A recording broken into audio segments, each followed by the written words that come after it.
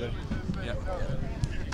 Rodney, obviously, fun year for you guys last year. You got a lot of playing time and some important moments. What do you feel about how last season went for you and how you're feeling coming into this year and overall? Last year, I felt pretty good. You know, all the things I worked on during the off season, got stronger, faster, and then brought into last year just being a technician on there on the field, being aggressive, showing that I got a lot of stamina and I can just play special teams and be on the field.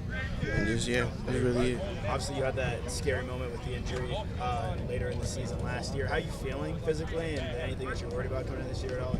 Yeah, it was pretty scary, but you know, I bounced back, did a lot of rehab on my shoulder.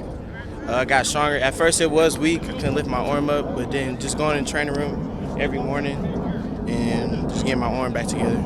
Obviously an exciting situation for you personally with Keith going to the NFL draft and Javen leaving now. Kind of you're like the kind of top guy in some ways, and obviously Ashton coming in too. How are you feeling about the cornerback room as a whole and your role going into this year and everything like that? Feeling good, you know, learned all the mistakes and just taking mental rest from Javen and K1 and just bringing it here to show the little guys, show them what they need to work on. If they need help, anything, you know, I'll be there to help them. And that's really it, yeah. The reps looking pretty competitive out there so far to start spring. Yeah. What's the energy like atmosphere with a lot of new guys? Everybody feeling kind of confident and ready to go so far in spring? Yeah, the reps pretty good. You know, the receivers, they good, they smooth, but you know, they got to work on their releases, you know what I'm saying? I ain't got messed up on the release yet, but everything on the top of the route, they're pretty good. They are physical catchers, and that's why I like going against them, you know. I do need to work on at the top of the route and just being a physical at the top of the route, yeah. Is there any, I guess, a little bit of trash talk going between you and some of the guys so far, it sounds like, with you and the receivers? Picking some little bones with Reed. I think it's just Reed. Oh, Clay too, yeah, Clay. We gotta get him back to defense end. I don't know why he had receiver, but yeah. Yeah, I've been tapping in with K1, hitting him up, and just seeing where he's working out at, and just get some work in with him. He set up the draft combine. He was asked what prospect on ASU take a jump into being a prospect. He mentioned your name. What's it like to get a vote of confidence from the guy that you were that close with and play alongside? It was pretty exciting, him saying that on the up there. You know, it made my day. You know, I felt I got more confidence when he said that, and just keep going and just don't let nothing stop me. And you talked about learning from Keith and some of the other veterans in the room just as a leader.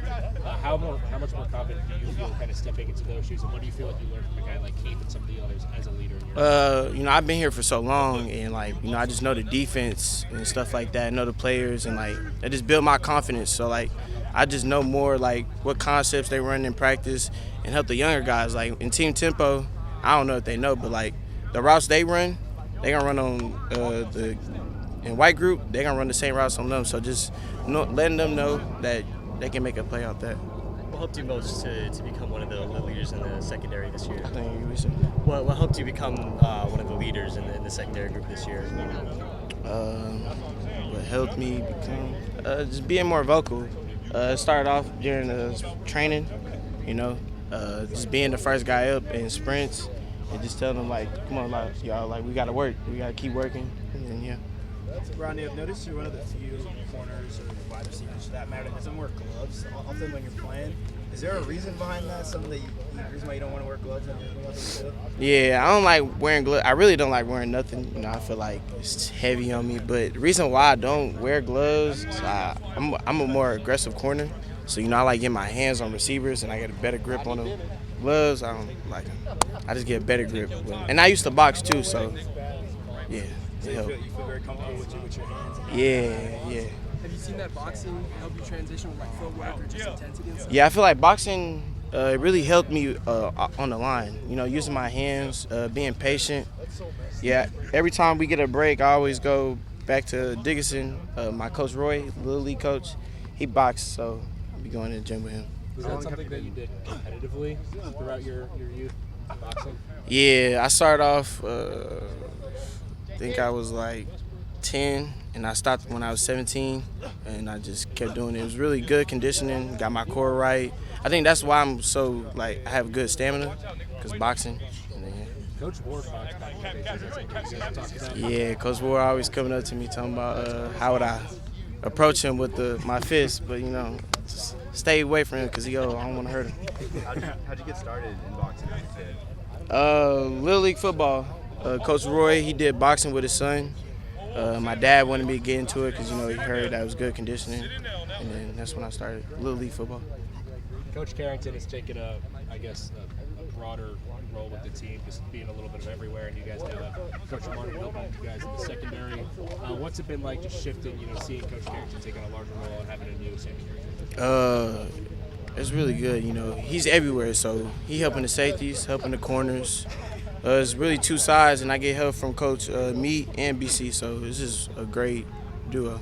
Has that been nice having a kind of a new year with Coach Meat around and that kind of stuff? How's that been with him so far? You know, yeah, Coach Meat got a lot of experience with Gonzo and some other athletes. Really good. You know, some of the stuff he taught me, I ain't know, and I'm just getting better and just learning from him.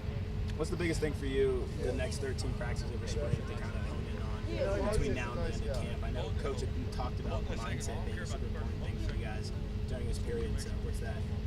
I feel like, you know, starting off, you know, I haven't been as high, you know what I'm saying? But it's how I finish, you know, having a good mindset. If you get messed up on the play, bounce back, keep going, and just making plays. And I feel like going on to the end of spring, I need to take care of my body more. Be in the training room a lot, just having fresh legs.